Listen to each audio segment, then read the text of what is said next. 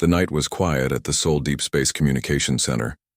Dr. Kim Tae-ho sat in his chair looking at the big screens that showed signals from space. He had been working at this job for 15 years. Most nights were boring.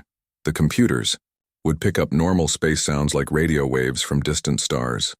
Nothing interesting ever happened. Kim Tae-ho was drinking his third cup of coffee when everything changed. The time was exactly 3:47 in the morning. Every screen in the building started flashing red. Every computer began making loud warning sounds. But this was not a normal space signal. The signal was coming from everywhere at once. It was not coming from one direction in space like normal signals do. This signal was somehow inside every computer, every phone, every electronic device on Earth at the same time. Kim Tae-ho had never seen anything like this before. Lieutenant Park Soo-bin ran into the control room. She was the military officer who worked the night shift with Kim Tae-ho. Her face was white with fear. "Dr. Kim, are you seeing this too?" she asked in a shaky voice. "Yes, I see it, but I do not understand how this is possible," Kim Tae-ho replied. He was trying to stay calm, but his hands were shaking as he typed on his keyboard. The signal was not just random noise, it had a pattern. It was a message. Kim Tae-ho had studied alien languages his whole life, even though no one had ever found real aliens before. This message was in a language he had never seen, but somehow the computers were translating it into Korean. The message appeared on every screen in the building. At the same time, Kim Tae-ho read it out loud with a voice full of fear. "Your species has been evaluated. Termination protocols will commence in 72 standard rotations. Prepare for harvest." Lieutenant Park Soo-bin grabbed her radio and started calling the military base. "Command, this is Lieutenant Park. We have a code black situation. Unknown. Alien contact. All units need to respond immediately." Kim Tae-ho was not listening to her radio calls. He was staring at the message on his screen. The words, "prepare for harvest," made his blood feel cold. What did that mean? Were aliens going to attack Earth? Were they going to kill all humans? Director Lee Won-sik came running into the control room. He was an old man who had been working with space signals for 30 years. He looked at the screens and his face went pale. "How is this possible?" he whispered. "How can a signal appear on every device on Earth at the same time? This breaks every law of physics we know." Kim Tae-ho was trying to analyze the signal while his hands shook.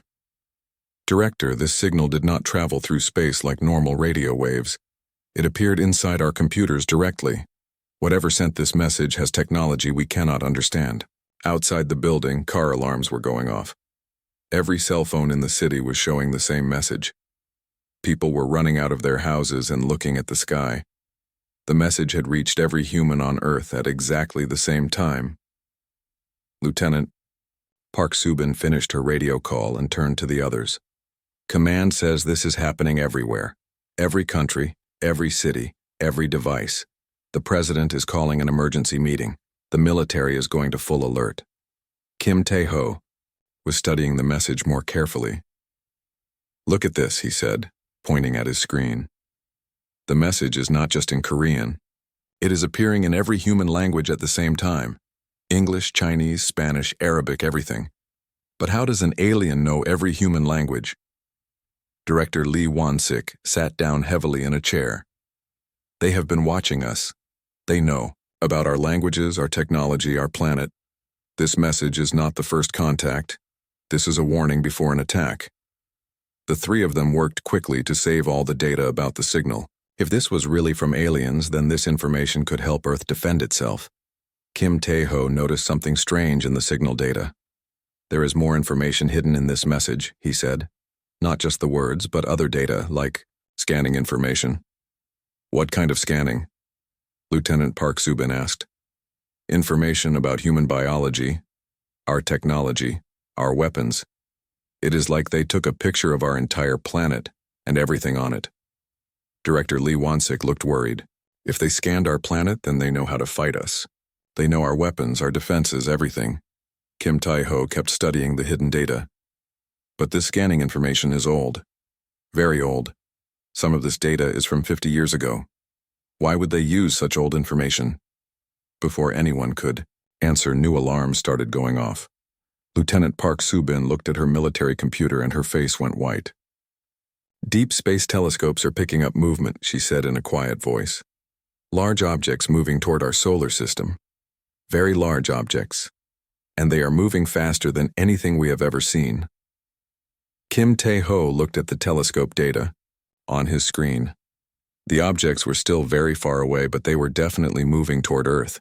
There were many of them. Too many to count. How long until they reach us? Director Lee Won-sik asked.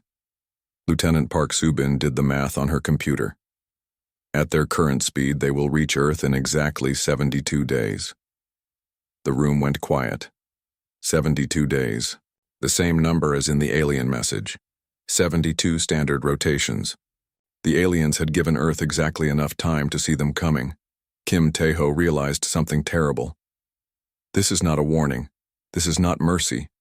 They want us to know they are coming. They want us to be afraid. Outside, the city was in chaos. People were calling their families, trying to understand what the message meant. Some people were praying. Others were running to stores to buy food and water. The government was trying to keep people calm, but everyone knew that everything had changed.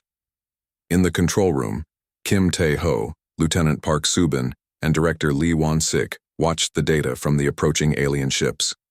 Earth had 72 days to prepare for something that had never happened before in human history. What do we do now? Lieutenant Park Subin asked. Director Lee Won-sik stood up and looked at the screens showing the alien ships getting closer. Now we fight. Humans have never given up when faced with extinction. We are not going to start now. Kim Tae-ho saved all the signal data and prepared to send it to every government and military base on Earth. The aliens had made one mistake. They had given humanity time to prepare, and humans were very good at preparing for war. The signal had reached Earth. Now humanity would show the aliens what fury really meant. 3 days had passed since the alien message reached Earth. The world was no longer the same place it had been before. Every government on the planet was working together for the first time in human history. They all knew that if humanity was going to survive, they had to fight as one. Admiral Choi Jae-sung stood in the command center of the Korean Federation Space Command. He was looking at screens that showed thousands of ships being built all around the solar system.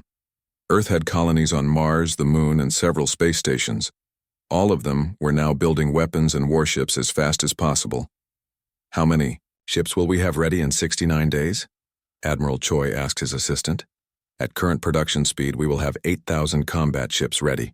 But sir, the aliens are bringing more than 10,000 ships according to our telescopes.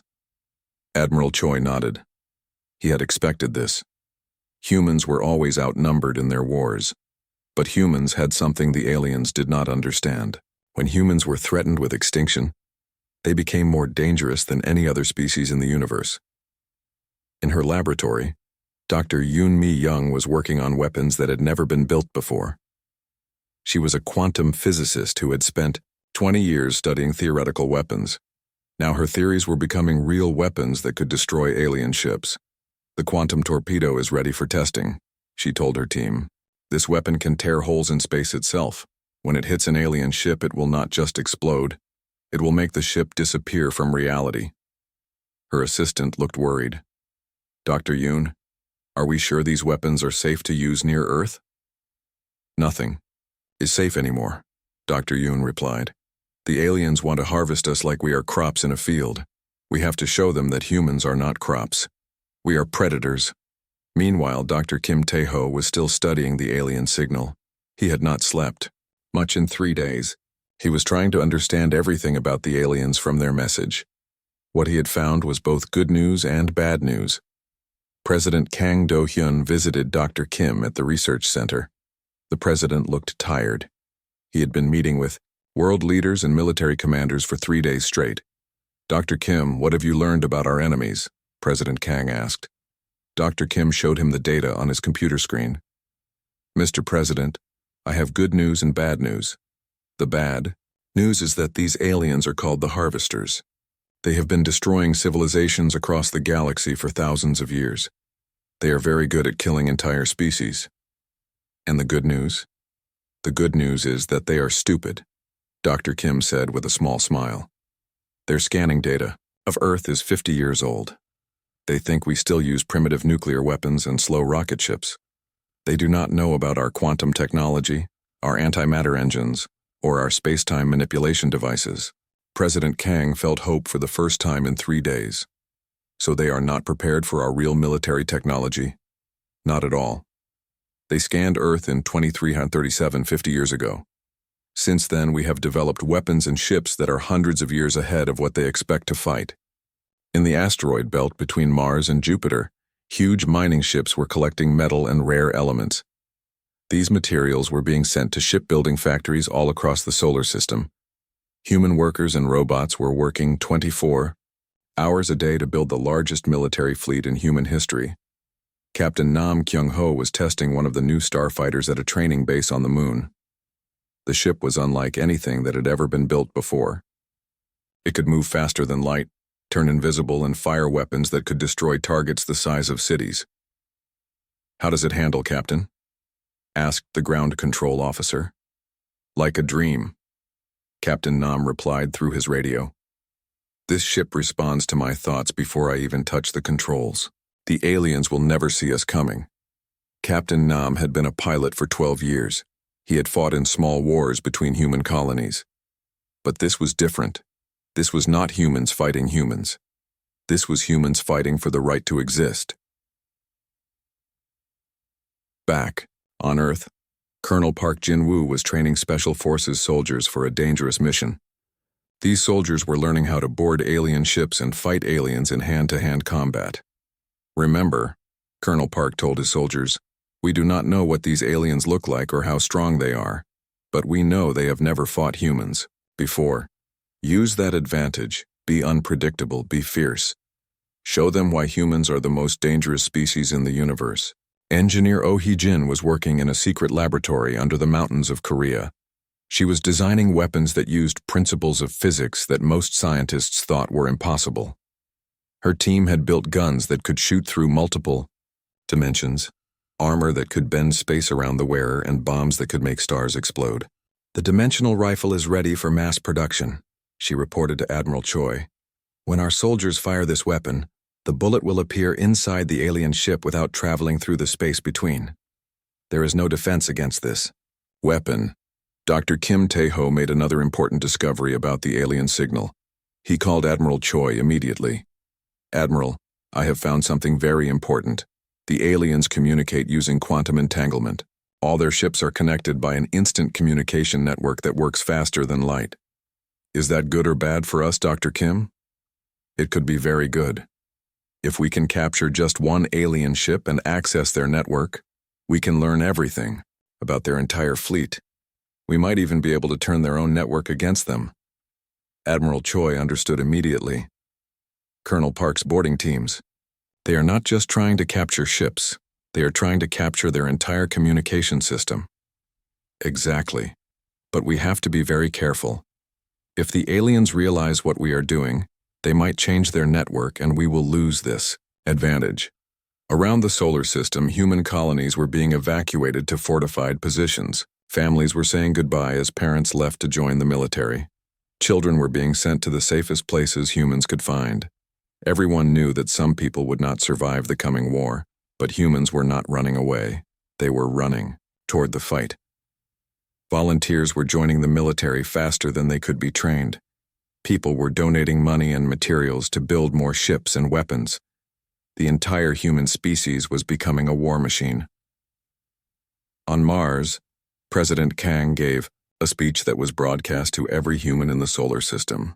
"My fellow humans, we face an enemy that wants to erase us from existence. They think we are weak because we are young as a species. They think we will surrender because we are afraid. They are wrong on both counts. We are not weak. We are furious. We are not afraid. We are dangerous. These aliens have made the biggest mistake in galactic history. They have threatened humanity with extinction. Now they will learn what human fury looks like." The alien fleet was still 66 days away from Earth. But humanity was no longer the same species that had received the alien message 3 days ago. They had become something the galaxy had never seen before. They had become humanity at war. 42 days remained until the alien fleet would reach Earth's solar system. The human war machine was now running at full power. Every factory, every shipyard, every laboratory was working without rest. Humanity had become something that had never existed before in the galaxy. Captain Nam Kyung-ho was leading a squadron of 50 pilots through their final training exercises near Jupiter. The new starfighters were incredible machines. They could travel faster than light, become invisible to all sensors, and carry weapons that could destroy entire cities. "Blue Squadron, this is Captain Nam," he spoke into his radio. "Today we practice the swarm attack formation. Remember, the aliens have never fought an enemy that attacks from all directions at once. We will hit them like angry bees." The pilots in his squadron were the best humanity had ever produced. They came from every country on Earth and every colony in space. Some were former military pilots. Others had learned to fly in the asteroid mining fields. All of them shared one thing. They wanted to make the aliens pay for threatening humanity. Lieutenant Yu Minho was Nam's wingman. He was only 22 years old but could fly his starfighter like it was part of his body. "Captain, the new quantum missiles are amazing. I can fire 6 missiles and they will all hit the target at exactly the same time from different dimensions." "Good," Captain Nam replied. "The aliens think space combat follows their rules. We are going to show them that humans do not follow anyone's rules but our own." Meanwhile, engineer Oh Hye-jin was putting the finishing touches on humanity's secret weapon project. Deep inside a mountain on Earth, she had built something that had never existed before, a space-time cannon that could fire across the entire solar system in 1 second. "The test results are perfect," she told Admiral Choi during their video call. "This weapon can hit an alien ship near Neptune, and the shot will arrive before the light from the explosion. We are bending the laws of physics themselves." "Admiral," Choi looked impressed. "How many of these cannons do we have?" 12 are ready now. 6 more will be finished before the aliens arrive. Each cannon can destroy 50 alien ships with 1 shot." Dr. Kim Tae-ho had been working day and night to understand more about the alien communication network. He had made a discovery that could change everything about the coming battle. "Colonel Park," he called to the Special Forces commander. "I need to show you something very important about the alien ships." Colonel Park Jin-woo came to Dr. Kim's laboratory. His soldiers had been training for 6 weeks to board and capture alien ships. They were ready to fight aliens in hand-to-hand combat if necessary. "What have you found, Dr. Kim?" "The alien ships are all connected by quantum entanglement. They share information instantly across their entire fleet. But I have discovered something else. They also share processing power. All their ship computers work together like one giant brain." Colonel Park understood immediately. "So if we can capture one ship and access its computer, we can access every ship in their fleet at the same time.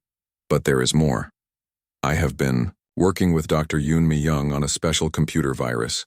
If we can upload it to their network, it will not just disable their ships, it will turn their own network against them." Dr. Yoon Mi-young joined the conversation by video call from her laboratory. "The virus is ready. It is designed specifically for quantum computer networks. Once it enters their system, it will spread to every ship in seconds." "What will it do? To them?" Colonel Park asked. "It will make their ships think that other alien ships are enemies. Their own weapons will start firing at each other. It will be chaos." Captain Nam Kyung-ho's squadron was practicing near Saturn when they got their first real look at the alien fleet. The long-range sensors could now see individual ships clearly. What they saw made even experienced pilots feel nervous. "Those ships are huge," Lieutenant Yu Minho said over the radio. "Each one is the size of a city." "Size does not matter in space combat," Captain Nam replied. "A small, fast fighter can destroy a large, slow battleship.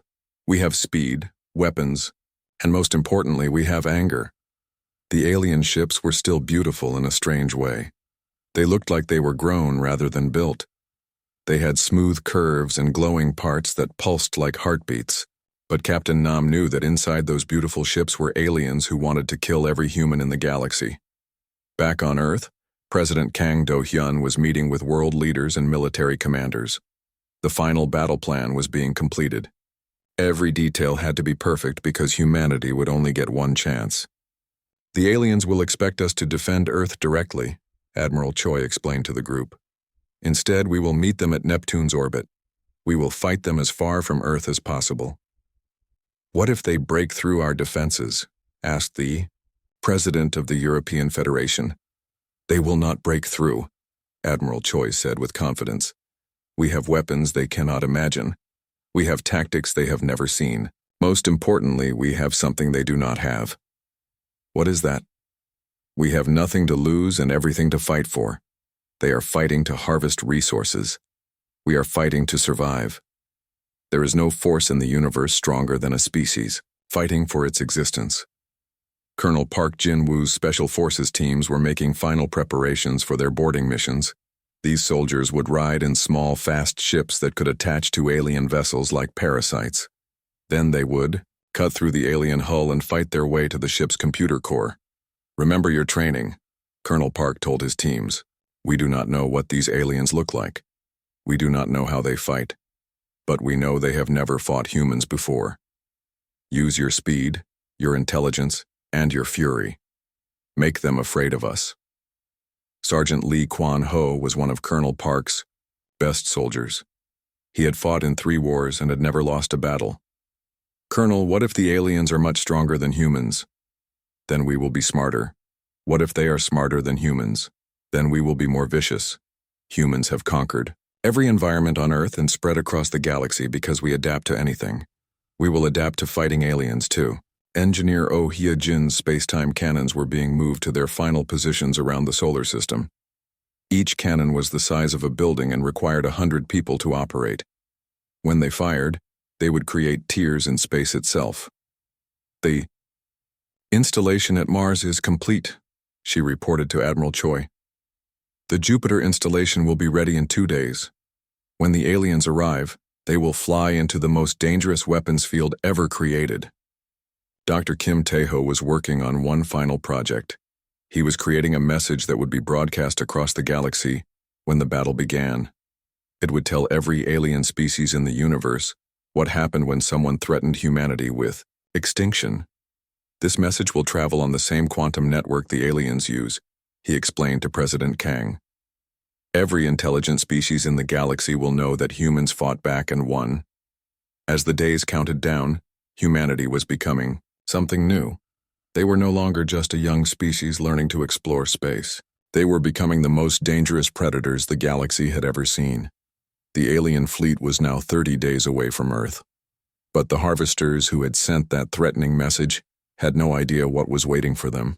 They thought they were coming to harvest a weak, primitive species. Instead, they were flying into the fury of humanity unleashed. The day had finally arrived. 72 days after the alien message first reached Earth, the Harvester fleet entered the outer edge of the solar system near Neptune. What they found waiting for them was not the primitive, defenseless world they had expected to harvest. Admiral Choi Jae-sung stood on the bridge of the flagship Indomitable, watching the alien fleet on his screens. The enemy ships were massive and beautiful, but Admiral Choi felt no fear. He had spent 72 days preparing for this moment. "All ships, this is Admiral Choi. Today we show the galaxy what happens when someone threatens humanity. Battle. Stations everyone." 8,000 human warships spread across space near Neptune. Each ship carried weapons the aliens had never seen before. The humans were outnumbered, but they had advantages the aliens could not imagine.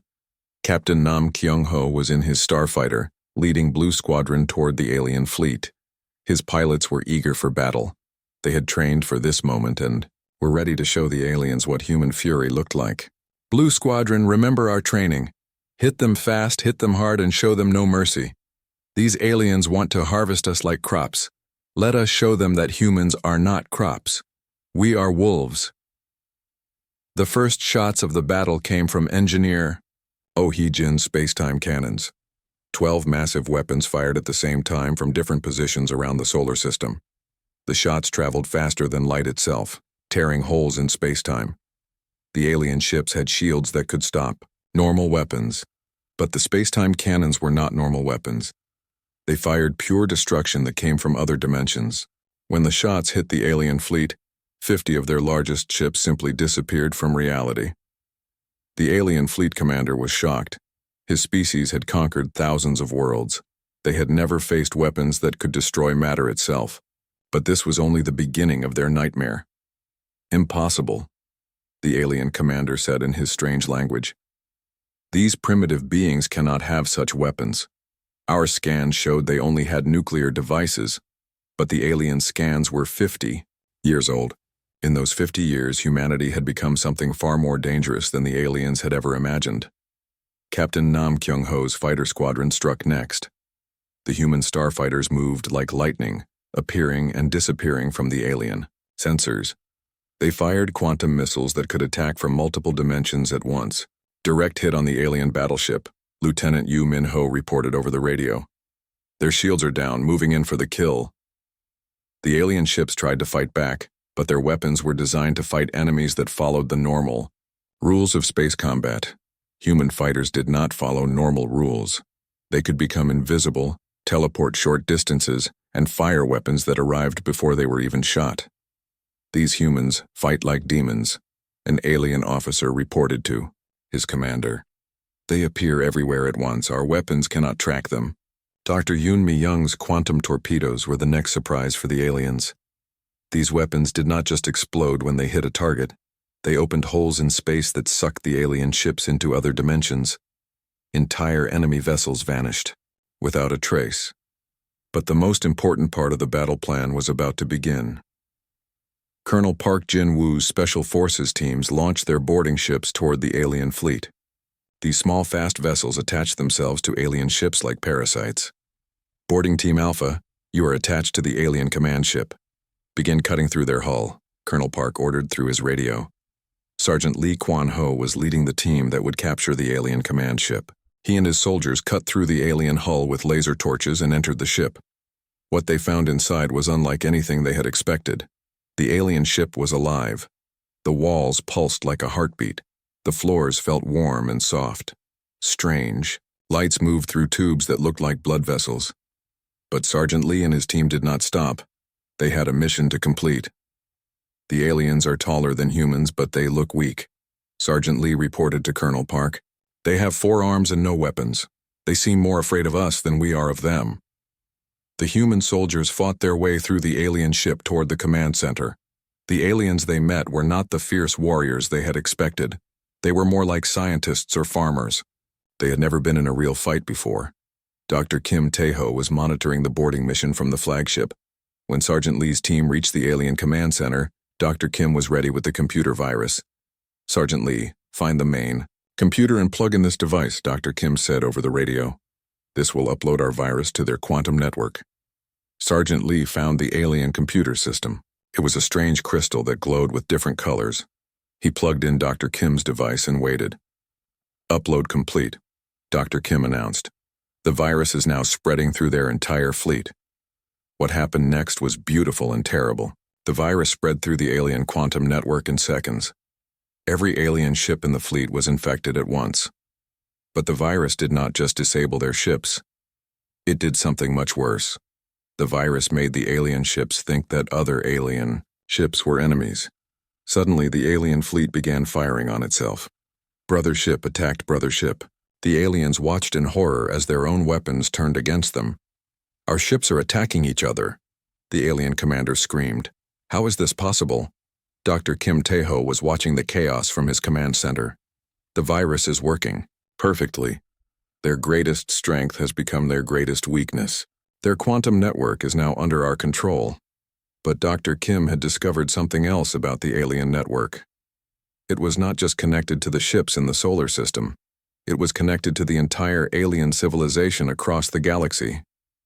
Admiral Choi, Dr. Kim called urgently. The virus is spreading beyond their fleet. It is traveling through their network to every alien world, every alien ship in the galaxy. Admiral Choi understood immediately. We are not just fighting the fleet that came to harvest us. We are fighting their entire species at once. The battle near Neptune was turning into a massacre. The alien fleet was destroying itself while human ships picked off the survivors.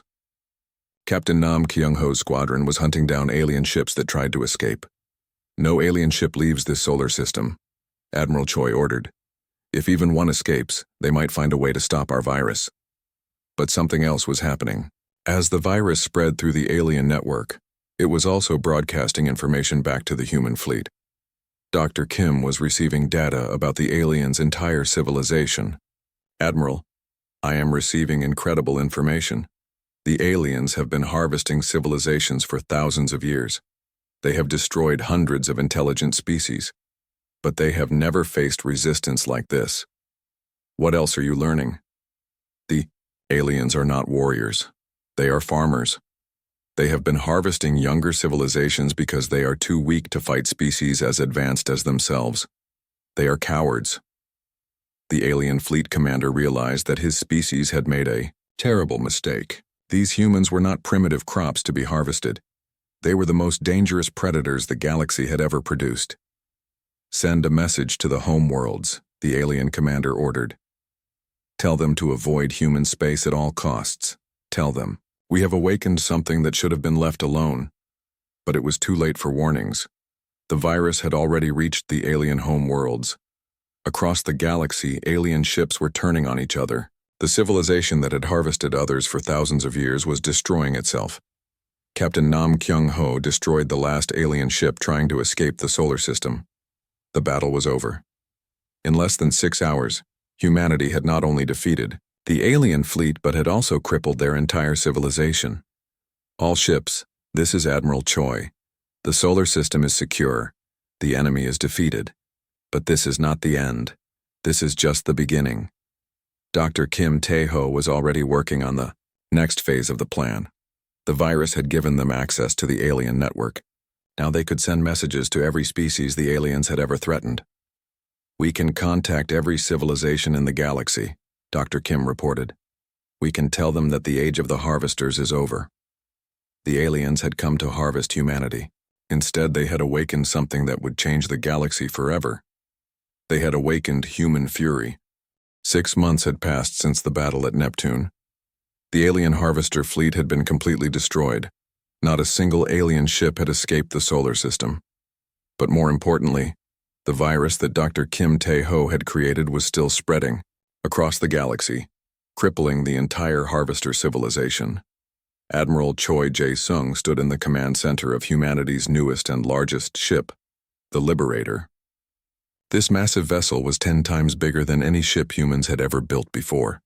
It was designed for one purpose: to hunt down harvester ships across the galaxy and free every species they had enslaved. Status report? Admiral Choi asked. His crew. Sir, we have located 47 harvester worlds.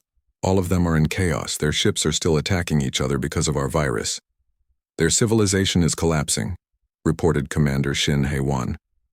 Admiral Choi smiled. Good. And what about the other species they have been harvesting? We have made contact with over 200 alien civilizations that were under harvester control. All of them want to join our liberation fleet.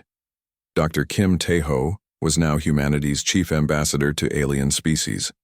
He had learned to speak 17 different alien languages in the past 6 months. Every day, more alien civilizations contacted Earth asking for help fighting the harvesters. The response has been incredible, Dr. Kim reported to President Kang Do-hyun during their daily meeting. Species that have been hiding from the harvesters for thousands of years are now coming out of hiding. They all want to help us finish what we started. President Kang looked pleased. What kind of help are they offering? Ships, weapons, soldiers, information about harvester locations. But most importantly, they are offering us something we never expected. What is that? They want to learn from us. They want to know how humans became so good at war. They want us to teach them how to fight. Captain Nam Kyung-ho was no longer just a starfighter pilot. He had been promoted to flight commander and was now training alien pilots from 12 different species. It was strange work, but he enjoyed it. The Zephyrian pilots are excellent, he reported to Admiral Choi. They have 6 arms, so they can control their ships much better than humans. But they had never thought of using their ships as weapons before. They only used them for transportation. What about the crystalline beings from the Andromeda sector? The crystallines are incredible. Their ships are living creatures that can repair themselves. Once we taught them about combat tactics, they became the best heavy assault fighters in the galaxy. Engineer Oh-hee-jin was working on her most ambitious project yet. She was building a weapon that could destroy entire star systems if necessary. It was called the reality bomb, and it could make stars explode by changing the laws of physics around them. Is this weapon really necessary? President Kang asked during a security briefing. Mr. President, we have learned that the Harvesters have a home system with 12 planets. Billions of aliens live there. If we attack them directly, millions of our allies could die. But if we threaten to destroy their sun, they will surrender without a fight. Dr. Yoon Mi-young had been promoted to Director of Galactic Weapons Research. Her job was to design weapons that could fight enemies humans had not even discovered yet. The galaxy was a big place, and there might be threats worse than the Harvesters. We are developing something new, she explained to Admiral Choi. Time weapons. These can age enemy ships by thousands of years in seconds. We can also reverse time around our own damaged ships to repair them instantly. Colonel Park Jin-woo was now General Park, commander of the Galactic Liberation Army. His soldiers were no longer just humans. He commanded troops from dozens of alien species, all united by their hatred of the Harvesters. The multi-species assault teams are working well, General Park reported. Human soldiers provide the tactics and aggression. Alien soldiers provide specialized abilities we do not have. Together, we are unstoppable. The liberation of alien worlds was happening faster than anyone had expected. Every time the human fleet arrived at a Harvester-controlled system, they found the aliens already fighting among themselves because of the virus. The liberation forces just had to clean up the survivors. Sergeant Lee Kwan-ho was now Captain Lee, leading mixed human-alien special forces teams. His last mission had been to liberate a world where the Harvesters had been using an intelligent species as living computers. The networkers are free now, Captain Lee reported. They are so grateful that they have offered to upgrade all our computer systems. With their help, our technology will advance by hundreds of years. But the most important development was happening in deep space. Dr. Kim Tae-ho had discovered that the virus was doing more than just destroying Harvester ships. It was broadcasting a message across the galaxy. Every intelligent species in the galaxy now knows what happened here. Dr. Kim explained to the Galactic Council. They know that humans defeated the Harvesters. They know that we are willing to fight for other species, not just ourselves. The message was simple but powerful. Humanity had declared war on anyone who threatened innocent species. The galaxy now had protectors. Admiral Choi was preparing for the final mission of the Liberation Campaign. The human fleet, now joined by ships from 50 different alien species, was ready to attack the Harvester home system. This is not about revenge, Admiral Choi told his combined fleet. This is about making sure that no species ever has to fear the Harvesters again. Today, we end their reign of terror forever. Captain Nam Kyung-ho was leading the fighter squadrons for the final battle. His pilots included humans, 6 armed Zephyrians, energy beings from the galactic core, and crystalline creatures that could survive in the vacuum of space. All squadrons, this is Flight Commander Nam. Today we finish what the Harvesters started when they threatened humanity. They wanted to harvest us. Instead, we harvested their entire civilization. The final battle was not really a battle at all. When the Liberation Fleet arrived at the Harvester home system, they found a civilization in complete collapse. The virus had been spreading for months. Harvester ships were still attacking each other. Their planets were in chaos. The Harvester leadership surrendered without firing a shot. We yield to the human fleet, the Harvester Supreme Commander broadcasted. We acknowledge that our species committed crimes against the galaxy. We accept whatever punishment you decide. President Kang Do-hyun, now the elected leader of the Galactic Liberation Alliance, gave the final judgment. The Harvester species will be relocated to a single world under galactic supervision. You will spend the next 1,000 years helping to rebuild the civilizations you destroyed. You will never again travel beyond your system without permission. But the most important moment came when Dr. Kim Tae-ho activated the Galactic Communication Network one final time. His message was broadcast to every intelligent species in the galaxy. This is Dr. Kim Tae-ho of the human species.